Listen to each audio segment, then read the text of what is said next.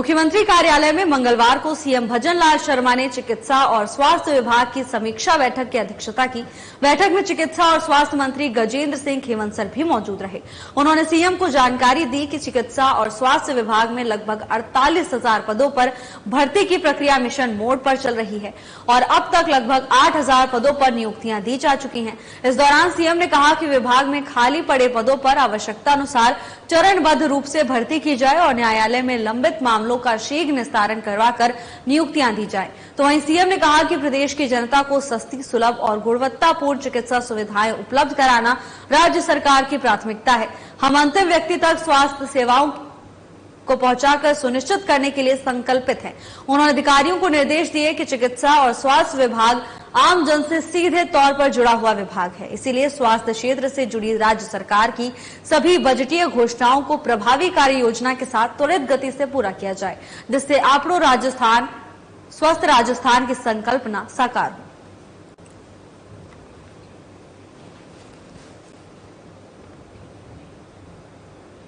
राजस्थान पर्यटन को Conde Nast Traveller readers travel awards के दौरान 2 प्रतिष्ठित श्रेणियों में पुरस्कार दिया गया। राज्य को favourite leisure destination in India और favourite Indian state for road trips पुरस्कार से नवाजा गया है।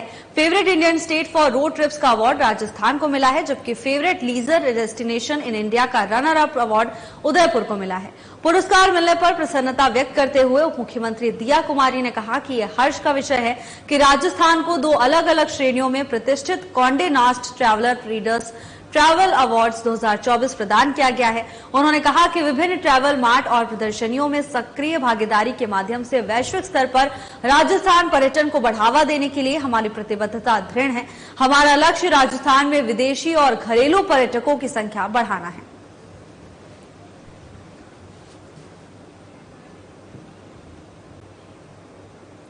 जयपुर स्थित निर्माण भवन में आयोजित पीडब्ल्यूडी विभाग की समीक्षा बैठक में उप मुख्यमंत्री दिया कुमारी ने शिरकत की।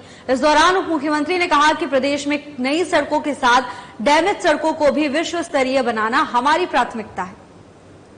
उन्होंने कहा कि अधिकारी ये तय कर लें कि अगले 1 साल में हम मौजूदा नॉन पेचेबल और परमानेंट टूटी सड़कों को ठीक करवाकर उन्हें विश्व स्तरीय बनाएंगे।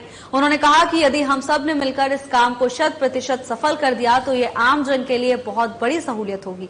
उप मुख्यमंत्री ने बजट घोषणाओं, NHAI, RSRDC, RSHA, CRIF सहित विभिन्न प्रोजेक्ट्स की गति बढ़ाने और कार्यों को समय पर पूरा करवाने के निर्देश दिए। उन्होंने कहा कि यदि इंटर डिपार्टमेंटल मुद्दों की वजह से प्रोजेक्ट्स को पूरा करने में समय लग रहा है तो विभाग से संबंधित अधिकारी अन्य विभागों के साथ नियमित वार्ता करके उन प्रकरणों का निस्तारण करवाएं, ताकि आम जन को प्रोजेक्ट्स का समय पर लाभ मिल सके। इसी के साथ उप मुख्यमंत्री ने PWD सेवा ऐप लॉन्चिंग के बाद सड़कों की गुणवत्ता में हुए सुधार की सराहना करते हुए कहा कि हमें इस ऐप को 100% रूप से प्रभावी बनाना है।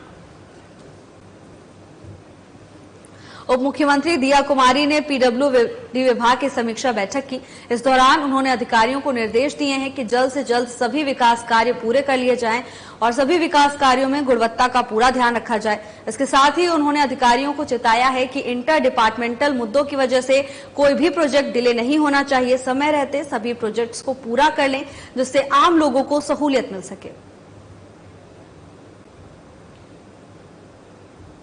राजस्थान के पूर्व उप मुख्यमंत्री और कांग्रेस नेता सचिन पायलट ने मंगलवार को जयपुर एयरपोर्ट पर मीडिया से बातचीत की।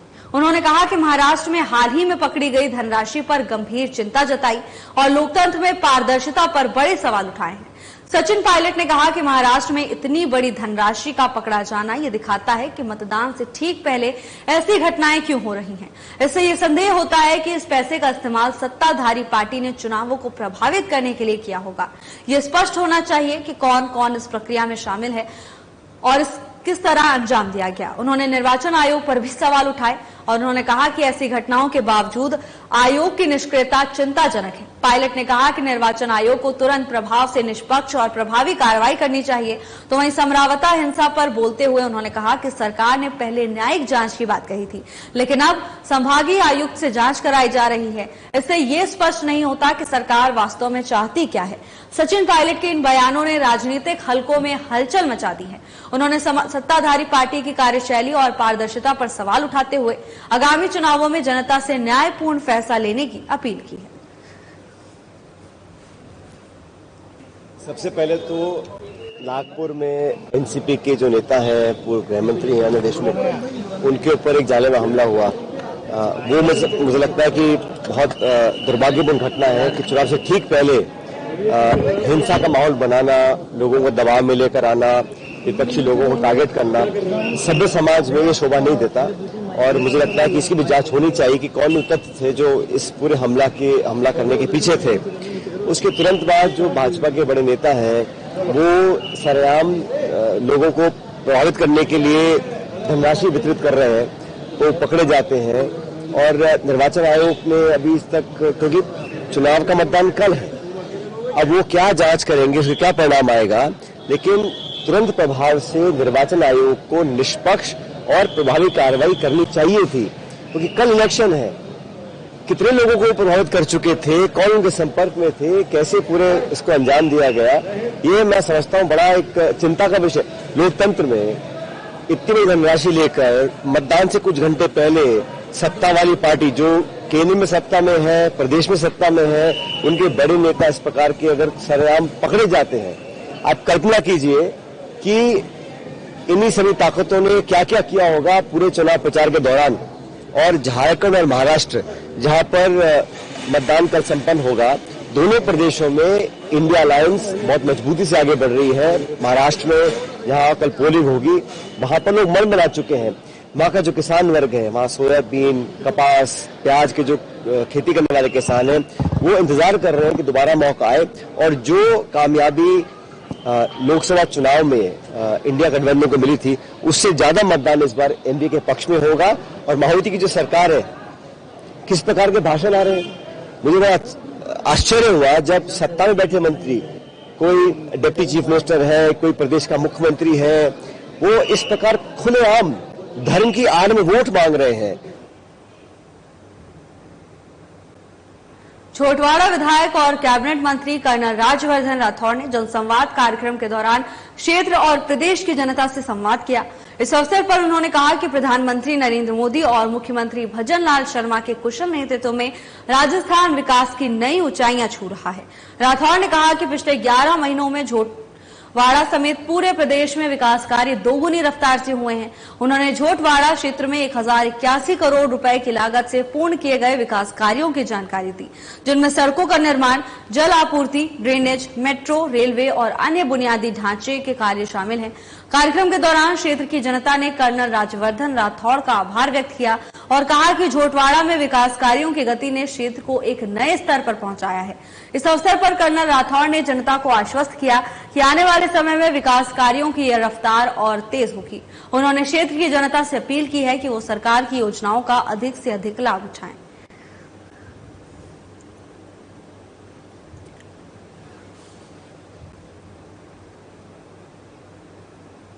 जयपुर में नेहरू सहकार भवन स्थित सभागार में राजस्थान सहकारी संघ की ओर से 71वें राष्ट्रीय सहकार जयपुर में नेहरू सहकार भवन स्थित सभागार में राजस्थान सहकारी संघ की ओर से 71वें राष्ट्रीय सहकार सप्ताह के तहत आयोजित राज्य स्तरीय कार्यक्रम आयोजित किया गया, जिसमें महिलाएं, युवाओं और कमजोर वर्गों के लिए सहकारिता विषय पर सहकारिता राज्य मंत्री गौतम कुमार दत्त ने संबोधित किया। अपने संबोधन में दत्त ने कहा कि किसी भी सहकारी संस्था के प्रभावी संचालन में निर्वाचित प्रतिनिधियों और कार्मिकों के मध्य समन्वय के साथ साथ अपने अपने कार्य दायित्वों के निर्धारण और उनके निर्वहन की आवश्यकता है। उन्होंने कहा कि यदि निर्वाचित प्रतिनिधियों को सहकारी कानून, नियम और संस्था के उप नियमों की पूरी जानकारी हो तो वो अपने अनुभव और स्थानीय आवश्यकताओं के आधार पर संस्था के संचालन में महत्वपूर्ण भूमिका निभा सकते हैं।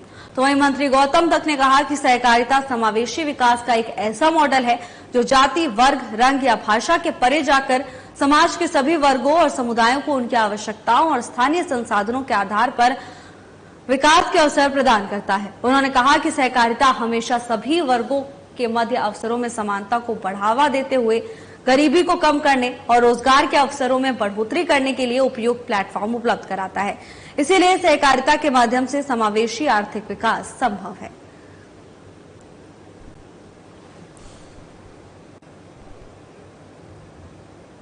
सरमथुरा कस्बे के सामुदायिक स्वास्थ्य केंद्र का एडीएम धीरेन्द्र सिंह ने मंगलवार सुबह आकस्मिक निरीक्षण किया।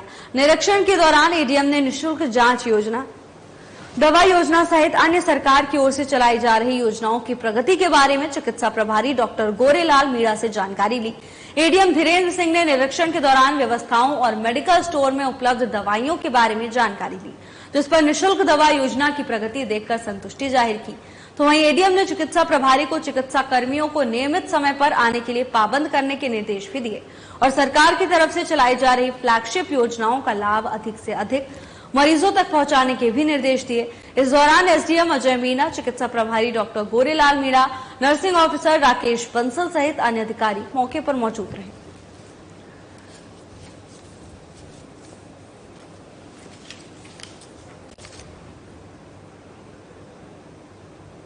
मुख्यमंत्री भजन लाल शर्मा के निर्देशानुसार सामाजिक न्याय और अधिकारिता विभाग की ओर से संचालित मुख्यमंत्री दिव्यांगजन ने निःशुल्क स्कूटी वितरण योजना के अंतर्गत संपूर्ण प्रदेश में 2000 स्कूटी वितरण का लक्ष्य निर्धारित किया है। इस योजना के अंतर्गत आवेदन की अंतिम तिथि 25 नवंबर 2024 कर दी गई है।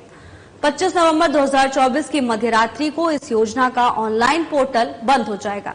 इसके पश्चात आवेदन नहीं भरे जा सकेंगे। जिला स्तर पर प्राप्त होने वाले आवेदनों का सत्यापन करने के पश्चात ये आवेदन श्री गंगानगर जिला कलेक्टर की अध्यक्षता में गठित चयन समिति के समक्ष प्रस्तुत किए जाएंगे। चयनित आवेदनों को निदेशालय विशेष योग्यजन प्रेषित किया जाएगा। राज्य सरकार के 1 साल पूर्ण होने के उपलक्ष्य में दिसंबर माह में इस कार्यक्रम में अंतर्गत चयनित दिव्यांगजनों को स्कूटी वितरित की जाएगी।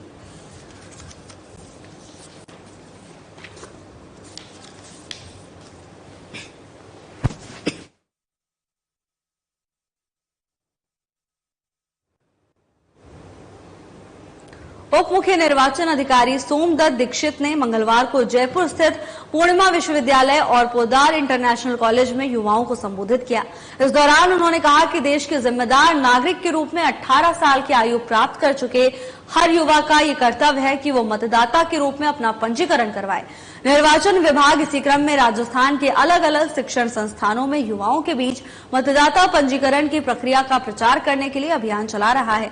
मुख्य निर्वाचन अधिकारी नवीन महाजन की पहल पर इन शिक्षण संस्थानों में मतदाता सूचियों में नए मतदाताओं के नाम जोड़ने के लिए जागरूकता कार्यक्रम आयोजित हुए।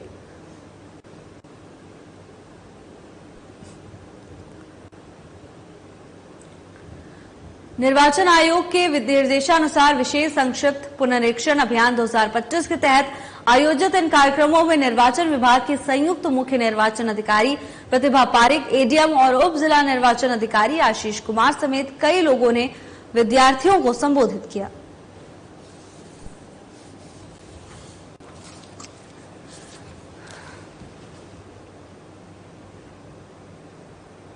स्कूल शिक्षा और भाषा विभाग के शासन सचिव कृष्ण कुणाल ने मंगलवार को शिक्षा संकुल स्थित राजस्थान स्कूल शिक्षा परिषद कार्यालय के सिविल और लेखा शाखा का औचक निरीक्षण किया।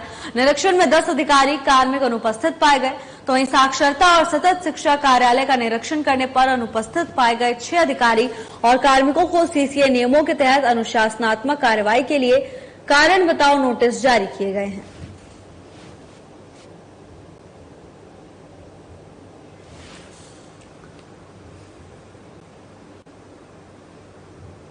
पंचायत समिति संगानेर ग्रामीण के मोहनपुरा में मुख्यमंत्री नारी शक्ति कौशल सामर्थ्य योजना के तहत 6 दिवसीय बेसिक पेंटिंग कोर्स का आयोजन किया जा रहा है।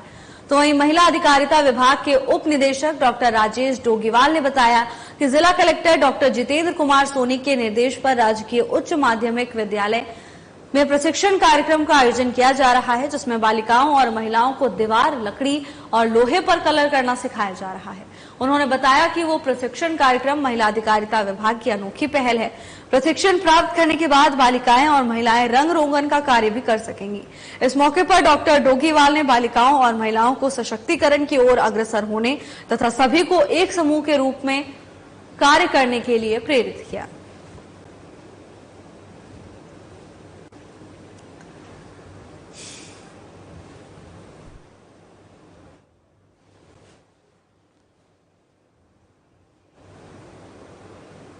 सरमथुरा कस्बे के डिस्कॉम कार्यालय स्थित करंट वाले हनुमान जी मंदिर में विशाल अन्नकूट प्रसादी का आयोजन किया गया, जिसमें सर्वप्रथम हनुमान जी का श्रृंगार कर विशेष पूजा अर्चना कर अन्नकूट का भोग लगाया गया।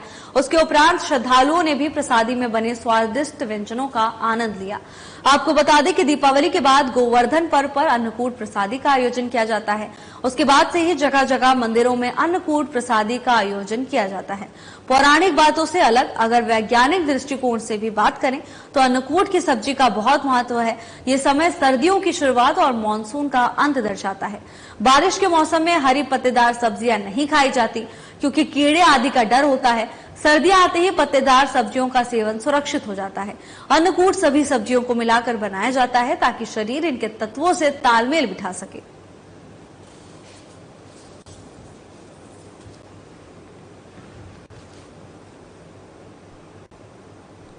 सरमथुरा उपखंड के आंगई गांव स्थित काली माता मंदिर से अज्ञात चोरों ने चोरी की वारदात को अंजाम दिया, जिसमें चोरों ने मंदिर में लगे पीतल के घंटे, 1500 रुपए की नकदी, रजाई गद्दों सहित अन्य सामान को चोरी कर लिया।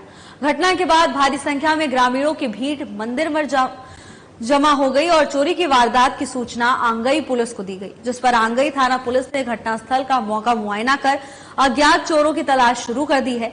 घटना के बाद ग्रामीणों ने पुलिस प्रशासन से जल्द चोरी की वारदात का खुलासा करने की मांग की। मंदिर के महंत भीम सिंह ने बताया कि रोजाना की तरह वो शाम को मंदिर से पूजा करके अपने घर चले गए थे। सुबह आकर देखा तो काली माता मंदिर से पीतल के घंटे, 1500 की नकदी, कंबल, रजाई गद्दे और खाने पीने का अन्य सामान सहित काफी सामान गायब मिला। तो वहीं ग्रामीणों ने पुलिस प्रशासन से मांग की है कि चोरों को जल्द से जल्द गिरफ्तार करके चोरी किए गए सामान की बरामदगी करने की मांग की है। काली मैया मंदिर से चोरी हुई है। क्या क्या सामान गया इस मंदिर से? इसमें से सभी तो घंटे गए हैं पूरे टोटल। हनुमान जी के मंदिर से, काली बाई मंदिर से, अंदर कोठरिया साधु संतों के उसमें से सब सामान गया है। बक्सा तोड़ा गया है। करीबन कितने का नुकसान हो गया होगा आपका?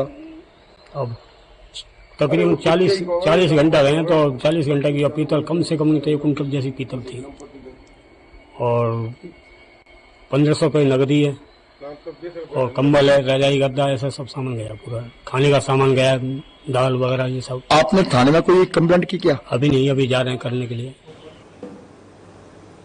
कोटा शहर की साइबर थाना पुलिस ने 47 लाख रुपए की हाईटेक ठगी के मामले में जयपुर के सांगानेर अंतर्गत देवासियों के दाढ़ी निवासी शातिर ठग राजकुमार यादव को गिरफ्तार किया है।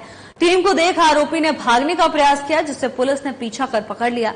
तो वहीं मामले में 2 आरोपियों को पूर्व में गिरफ्तार किया जा चुका है। सिटी एसपी डॉक्टर अमृता दुहान ने बताया कि 14 मार्च को महावीर नगर द्वितीय निवासी राम प्रकाश गोयल ने साइबर पुलिस थाना पर रिपोर्ट दी थी कि 20 दिसंबर 2023 को उसके व्हाट्सएप पर 208 stock market wealth creation group का लिंक आया।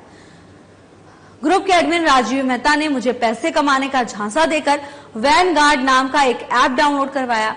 राजीव ने ऐप में निवेश करने के लिए और ज्यादा प्रॉफिट का लालच देकर उसे 47,15,507 रुपए के ऑनलाइन ट्रांजैक्शन करवाए, जिसकी रिपोर्ट के आधार पर पुलिस ने आरोपी राजकुमार यादव को गिरफ्तार कर लिया है। तो वहीं गिरफ्तार अभियुक्त राजकुमार यादव से साइबर ठगी की वारदातों के बारे में गहनता से अनुसंधान किया गया।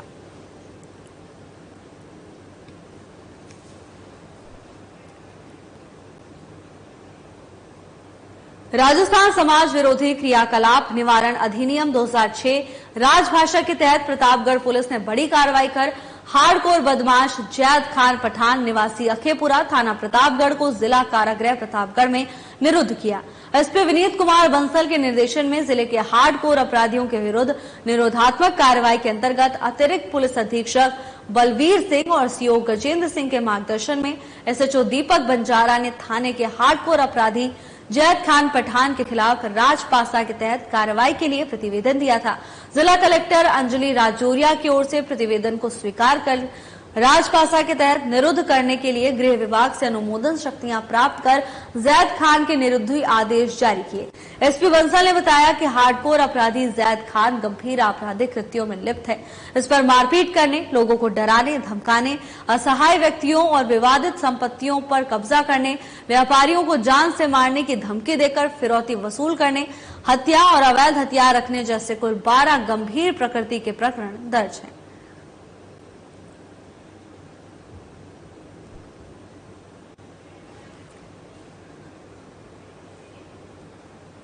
बांसूर पंचायत समिति में दिव्यांग जनों का शिविर लगाया गया, जहां दिव्यांग जनों ने पहुंचकर रजिस्ट्रेशन करवाया। इस शिविर के दौरान पंचायत समिति में डॉक्टर्स की टीम ने दिव्यांगों की परसेंटेज आधारित अंक देकर रजिस्ट्रेशन करवाया। तो वहीं इस दौरान बांसूर एसडीएम अनुराग हरित ने बताया कि दिव्यांग जन के लिए राज्य सरकार और केंद्र सरकार की 5 योजनाओं में, जिसमें सुखद दाम्पत्य जीवन, विवाह योजना, मुख्यमंत्री विशेष योग्यजन स्वरोजगार ऋण योजना, विशेष योग्यजन छात्रवृत्ति योजना, विशेष योग्यजन पेंशन योजना, यूडीआईडी चिन्हीकरण योजना सम्मिलित है। राजस्थान सरकार वित्तीय वर्ष 2024-25 की बजट घोषणा संख्या 92 में उप मुख्यमंत्री की ओर से विशेष योग्यजनों को संबल प्रदान करने की दृष्टि से दिव्यांग जनों को 20,000 रुपए तक के कृत्रिम और उपकरण उपलब्ध करवाया जाना प्रस्तावित है। मुख्यमंत्री के निर्देशानुसार 15 दिसंबर को संपूर्ण राजस्थान के जिला मुख्यालयों पर 10,000 विशेष योग्यजनों को कृत्रिम अंग और उपकरण वितरित किए जाएंगे। आज जो है ब्लॉक स्तरीय जो ये शिविर का आयोजन किया जा रहा है, इसमें जो दिव्यांगजन के लिए जिन 5 योजनाएं जो राज्य सरकार और केंद्र सरकार की 5 योजनाओं में, जिनमें सुखद दाम्पत्य जीवन योजना, स्वरोजगार के लिए ऋण, छात्रवृत्ति, पेंशन आदि में जो मतलब कोई एक व्यक्ति पेंशन ले रहा है तो उसको छात्रवृत्ति का लाभ नहीं मिल रहा है, कोई कृत्रिम अंग के लिए कहीं पर भटक रहा है, तो इनकी सबकी चिन्हीकरण एक जगह हो जाए। इसके लिए जो हमारा जो सोशल जस्टिस डिपार्टमेंट है, इन्होंने पहले ही जो दिव्यांगजन का डेटा हमारे पास उपलब्ध है पूर्व से, उनको दूरभाष पर जो सूचित करके आज इस शिविर में बुलाया है। यहाँ एक ही जगह हमारे डॉक्टर्स भी विराजे हुए हैं, ई-मित्र का काउंटर भी है और सोशल जस्टिस की तरफ से जो हेल्प डेस्क भी बनी हुई है, जहाँ पर जो दिव्यांगजन जो इस शिविर में पधार रहे हैं उनको ये अपने फॉर्म भराने की पूरी सुविधा उपलब्ध करी गई है। जो दिव्यांगजन जो अन्य जो राज्य सरकार की, क्योंकि 1 वर्ष पूरा होने को है, तो जो 14 तारीख को जिला स्तर पर जो कार्यक्रम आयोजित किया जाएगा, उसमें जो ये पात्र अभ्यर्थी जो यहाँ से चिन्हित होंगे, उनको जो सारे लाभ, जैसे कि जो कृत्रिम अंग है, जो व्हील चेयर या जो आवेदन को 15 दिसंबर को उपलब्ध कराए जाएंगे, जो जिला स्तर पे जो शिविर का आयोजन किया जाएगा, उसकी पूर्व तैयारी में, ताकि हर ब्लॉक वाइज जो है श्रीमान जिला कलेक्टर महोदय के द्वारा ये प्रोग्राम निकाला हुआ है, जिसकी श्रृंखला में आज यहाँ बांसूर में इस कार्यक्रम का आयोजन किया गया। राजस्थान विधानसभा का राजनीतिक आख्यान संग्रहालय को संसद की आवासन और शहरी कार्य संबंधी संसदीय स्थायी समिति के सदस्यों ने देखा। सदस्यों ने संग्रहालय के विभिन्न खंडों का अवलोकन किया। संसद के इस दल के सभापति और सांसद मंगुता श्रीनिवासुलु रेड्डी, संजय सिंह, अनुज अवस्थी समेत कई लोग उपस्थित रहे। तो वहीं दल में सचिव अर्चना पठानिया सहित संसद के अधिकारीगण भी मौजूद रहे। विधानसभा पहुंचने पर दल के सदस्यों का उप सचिव संजीव शर्मा सहित विधानसभा के अधिकारियों ने अभिवादन किया।